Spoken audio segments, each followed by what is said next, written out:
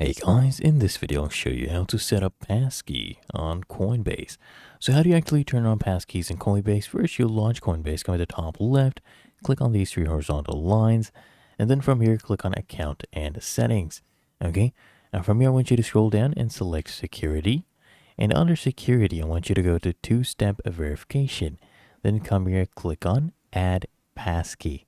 Okay, and then it'll ask us to set up a passkey. Click here on a continue, and then they'll send you a 6-digit code. It's your phone number.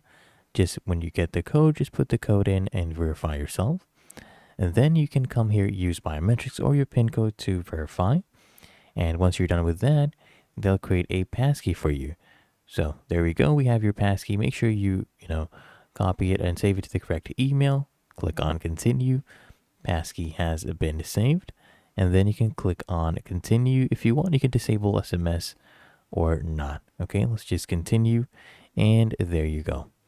Your two-step verification method, there you can see Passkey has been enabled.